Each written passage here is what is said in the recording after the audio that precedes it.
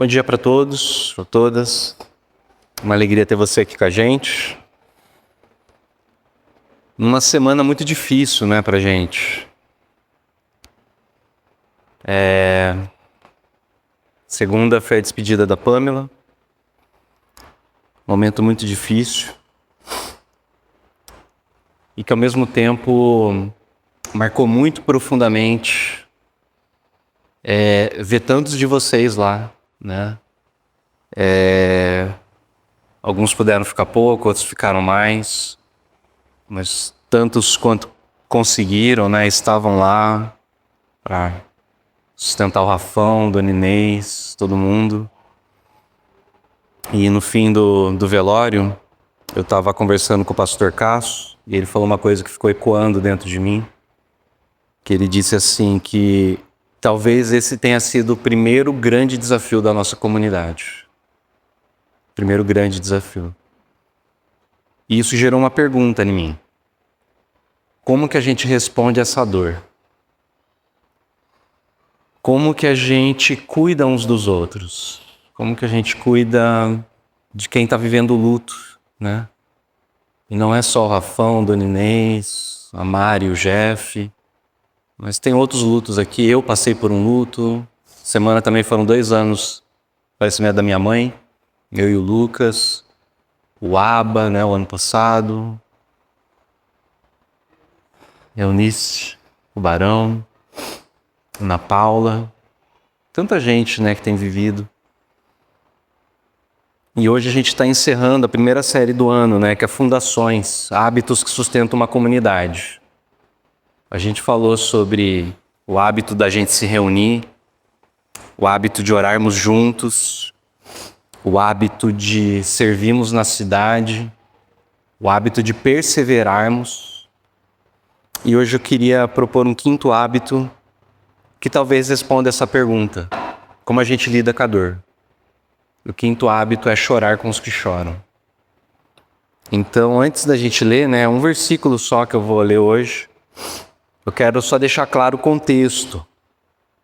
A gente tem usado a carta aos Hebreus, que, como eu tenho dito, é uma carta endereçada a cristãos urbanos que viviam numa situação muito parecida com a gente, no sentido de ser uma sociedade plural, né? Uma sociedade diversa, trouxe vários desafios para eles, mas nesse momento eles estão cansados, eles estão pressionados, e muitos deles estão se sentindo tentados a desistirem da caminhada. E Hebreus é uma carta escrita para não deixar esse pessoal desanimar. Só que hoje eu quero dar um passo lateral e olhar para um outro texto, que está lá em Romanos, mas um texto que dialoga profundamente com Hebreus. Porque quando Paulo escreve, né, e aí Romanos a gente sabe, né, que é Paulo o autor, ele vai escrevendo a carta aos Romanos e do capítulo 1 até o capítulo 11, ele está criando uma exposição teológica a respeito do Evangelho e mostrando aquilo que Jesus fez pelas pessoas. Mas quando ele muda o capítulo 12, ele começa a dizer de uma maneira muito prática como que a gente vive isso.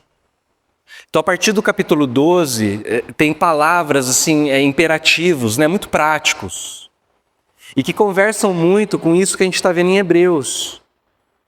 Porque, como eu falei, Hebreus foi escrito para pessoas urbanas. A gente não sabe se eles estavam em Roma, em uma outra grande cidade, Corinto, Éfeso.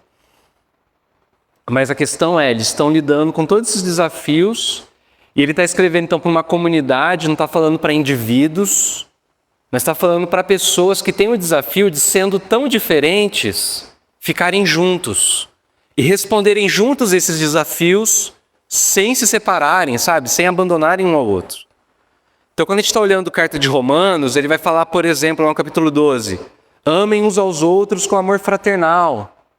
E ele fala isso muito nesse sentido de estar juntos, sabe? Fiquem juntos, né? Não se dispersem. Ele vai falar, suportem as aflições, tem a ver com a perseverança que a gente viu lá em Hebreus. Ele fala assim, perseverem na oração, não deixem de orar. Pratiquem a hospitalidade ou cuidem do estrangeiro. Tem essa ideia do servir a cidade. E aí quando chega então O versículo 15, né, do capítulo 12, ele vai dizer esse versículo, que é o nosso versículo de hoje. Eu quero convidar você, vamos ler juntos, é um versículo só. Ele fala: alegrem-se com os que se alegram e chorem com os que choram. Essa é a palavra de Deus para a gente hoje. Vamos orar? Pai, a gente vai meditar hoje em um único versículo. Eu peço que o Senhor fale com a gente, ó Deus, aquilo que a gente precisa ouvir como comunidade. A gente está se preparando, ó Pai, para sermos organizados numa igreja. E a gente quer ser uma igreja forte, uma igreja bíblica, uma igreja que vive o evangelho de verdade. Então, que Teu Espírito Santo possa nos conduzir nessa hora, em nome de Jesus. Então, chorar com os que choram, né? Esse com é muito importante. Porque Paulo, ele não fala o seguinte: olha, expliquem, deem uma razão, aconselhem, resolvam.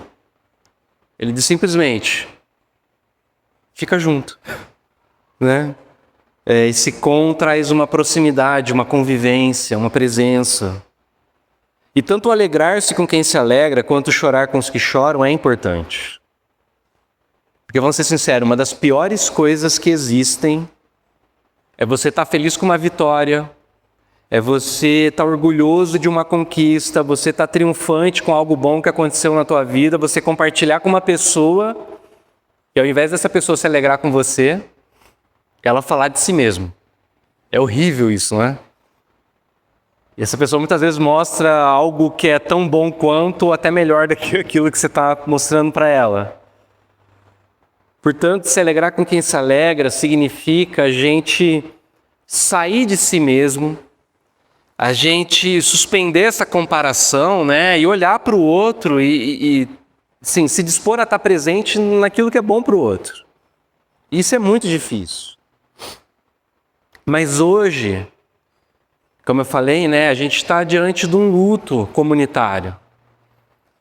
Então, esse chorar com quem chora, ele está interpelando a gente. Por isso, eu quero completar esse versículo com outro versículo, que está lá em Provérbios 17, 17. Vamos ver juntos também? Que diz lá em Provérbios 17, 17. O amigo ama em todo tempo, e na angústia nasce um irmão. O amigo ama em todo tempo, e na angústia nasce o irmão. Você percebe o que essa sabedoria diz pra gente? Não diz que a angústia ela revela um irmão que já estava presente. O que esse texto fala é o seguinte: na angústia nasce o irmão, ou seja, a angústia é útero. Angústia é útero.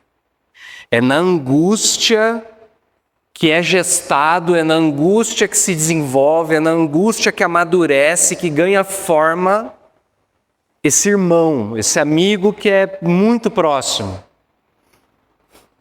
Olha para a sua vida. Faça uma reflexão agora.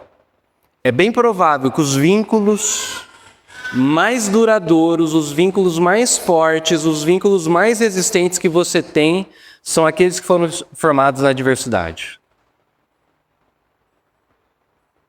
Porque a angústia compartilhada, a lágrima chorada junta, ela cria um elo, cria uma conexão que dificilmente é rompida. No entanto, muitas vezes a gente tem dificuldade de chorar junto com outra pessoa. E esse é meu segundo ponto.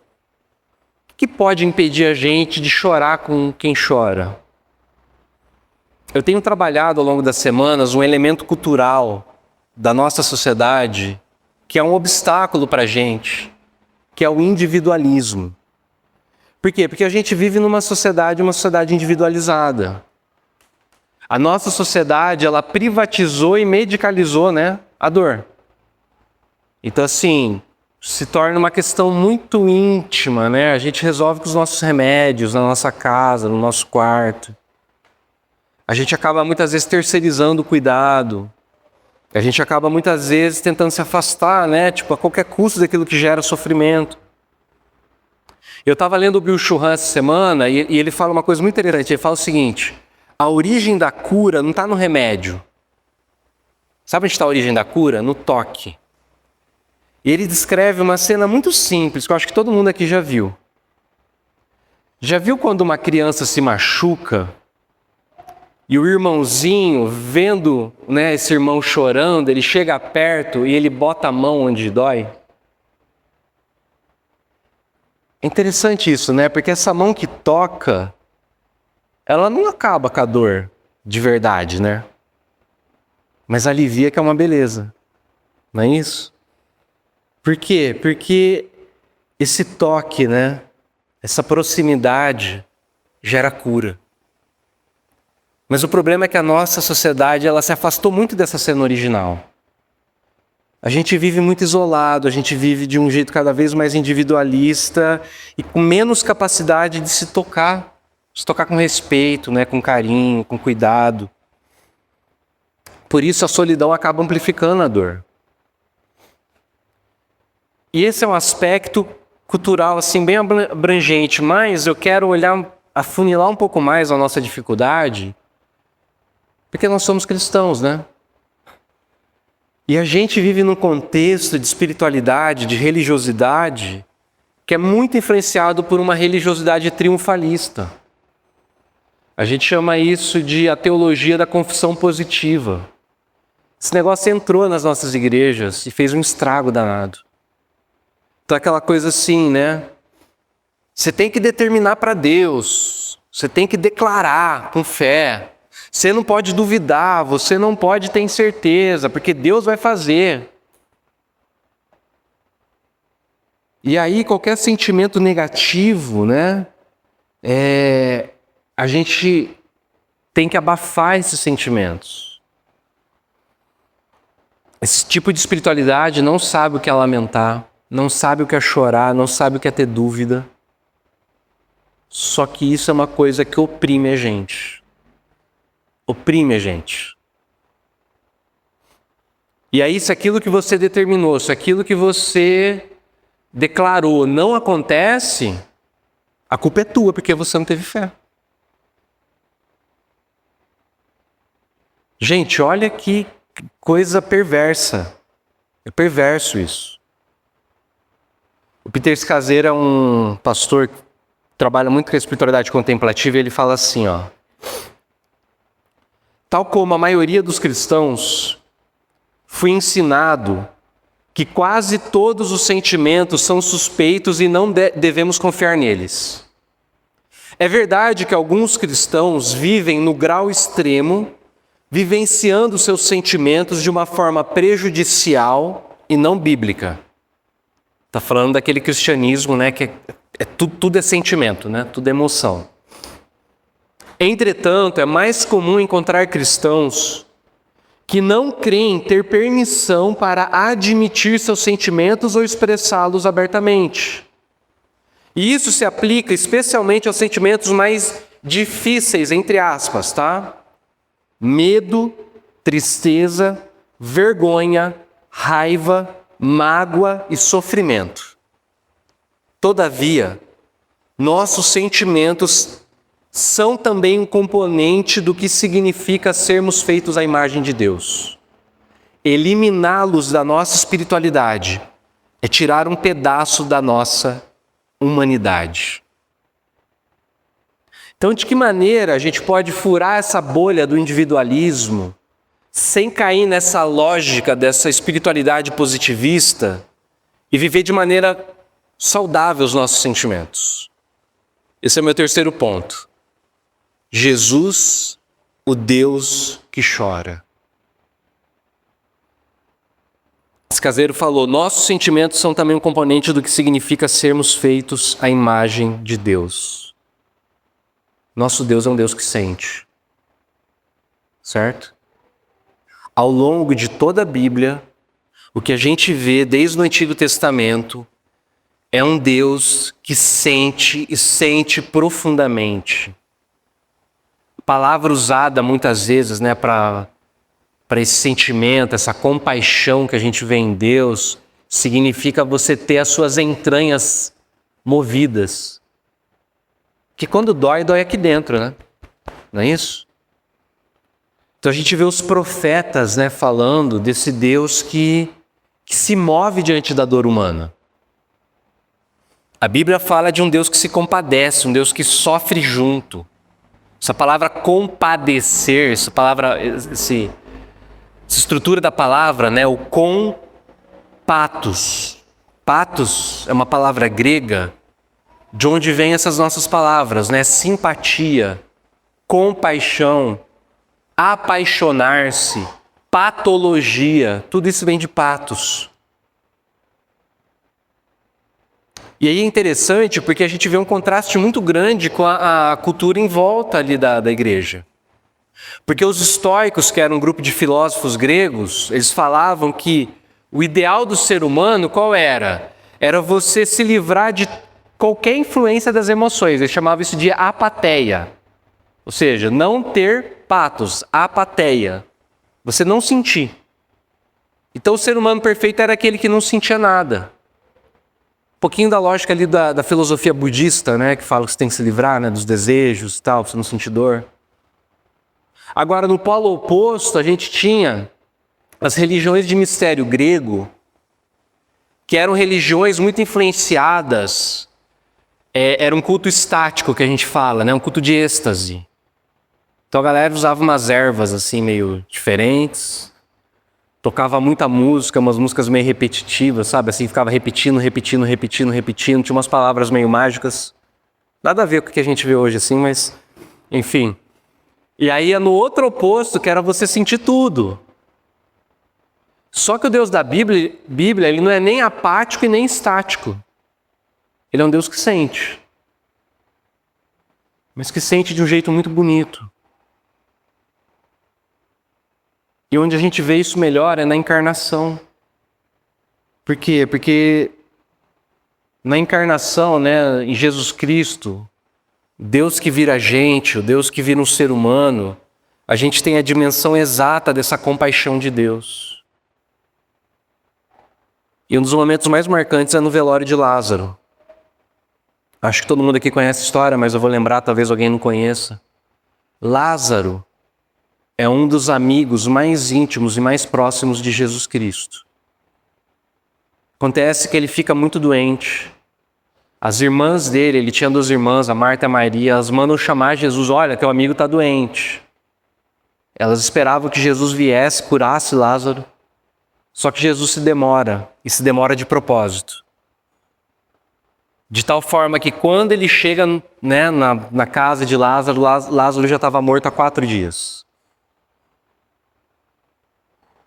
Jesus sabia disso, ele demora e ele fala, né, para os discípulos, vamos lá que o nosso amigo Lázaro está dormindo, eu vou despertar ele. Ele sabia que ele ia ressuscitar Lázaro. Mas o que acontece? Quando ele chega e ele vê Maria chorando, ele vê as pessoas que estão perto chorando, 2 vezes a passagem fala assim para a gente, que Jesus agitou-se no espírito e se comoveu. Agitou-se no espírito e se comoveu. Outras traduções falam que ele ficou muito comovido e aflito. Ou então que ele sentiu profunda indignação e grande angústia. Ou seja, o texto fala para a gente que Jesus teve uma reação visceral diante dessa dor. Ele não está, sabe assim, tipo apático, ele não está de boa. Não está resignado calmamente. Não, ele se comove, as entranhas dele se movem. Por quê? Porque ele não está confortável diante da morte, mesmo sabendo que ele vai acabar com a morte. Jesus não trata a dor como algo normal, e ele não trata aquilo que destrói a vida como uma coisa tranquila. E aí ele chora. Chora mesmo sabendo que ele vai ressuscitar Lázaro. Ou seja, ele é afetado pela dor. Ele chora diante da perda do seu amigo, ele chora diante da dor daqueles que estão perto. Por isso que Hebreus vai falar para a gente, lá no capítulo 4, verso 15, que Jesus é o sumo sacerdote perfeito. Fala assim, ó, não temos um sumo sacerdote é aquele que liga a gente com Deus, né? Que não possa se compadecer das nossas fraquezas. Olha a palavra aqui de novo. Ele se compadece, ou seja, ele sofre junto com a gente. O Deus cristão, ele não observa o sofrimento à distância, não, ele entra dentro da dor.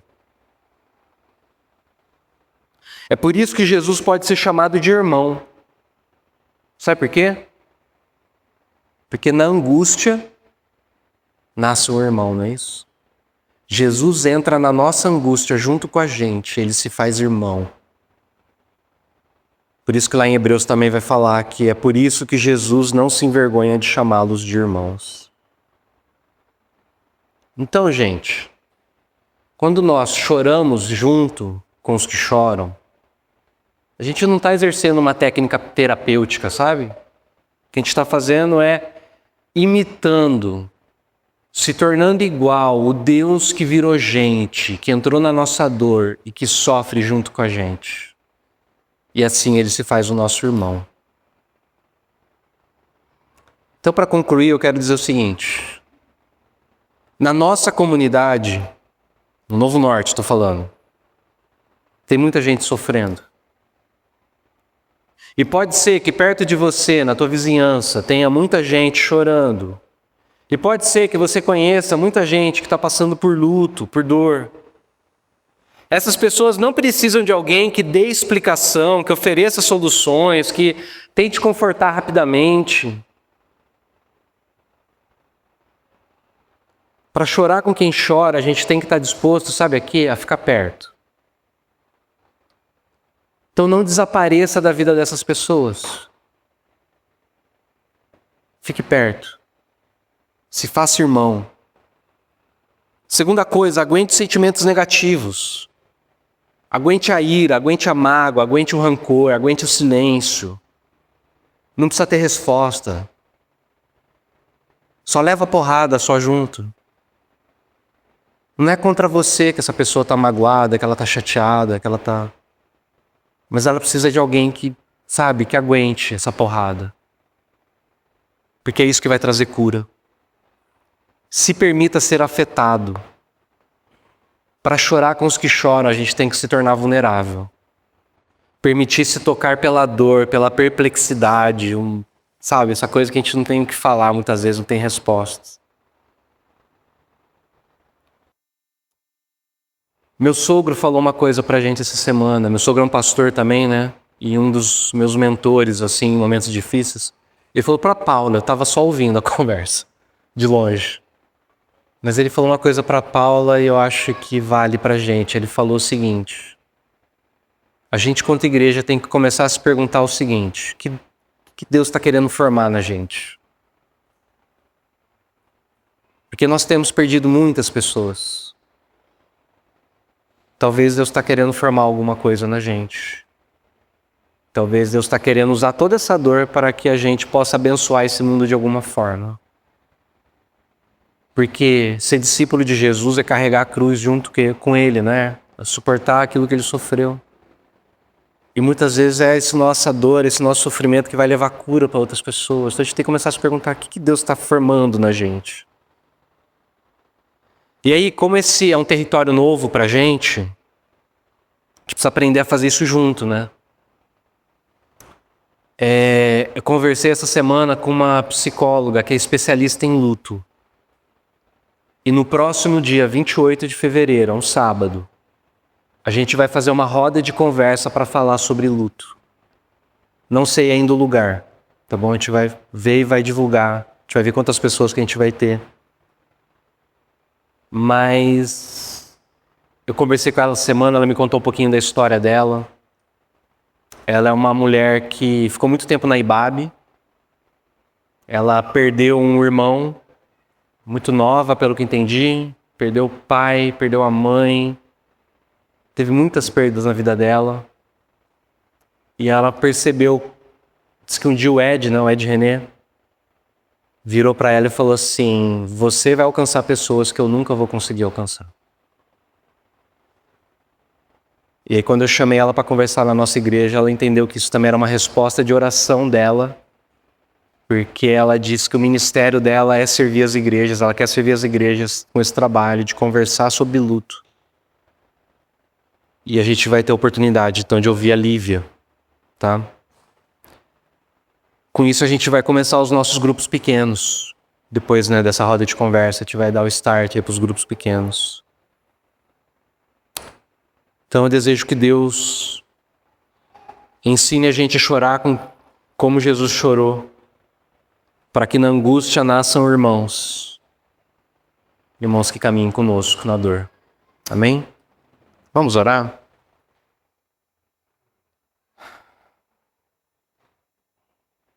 Feche seus olhos.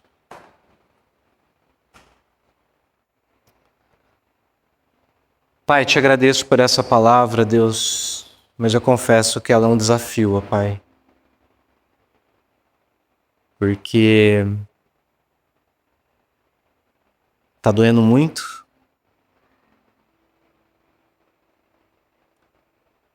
E eu acho que sozinho a gente não tem condição, ó Pai, de ver isso. Não é na nossa força, não é na nossa sabedoria, não é na nossa bondade, porque de nós mesmos nós não temos nada disso, ó Pai, para oferecer para ninguém, ó Deus. Então eu peço, ó Pai, que Teu Santo Espírito, ó Deus, nos capacite a sermos essa comunidade, essa igreja que chora com os que choram. Para que também a gente consiga se alegrar com aqueles que se alegram, ó Deus.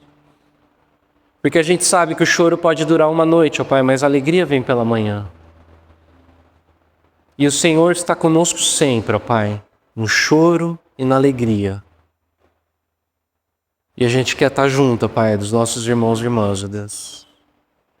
Abençoe de maneira muito especial, meu Pai, cada um aqui, ó Deus, que vive o luto, ó Pai, que vive a dor do luto, ó Deus. Cada um aqui, ó Pai, que está com o coração dilacerado, ó Deus. Que a gente consiga passar por tudo isso, ó Pai, segurando na Tua mão.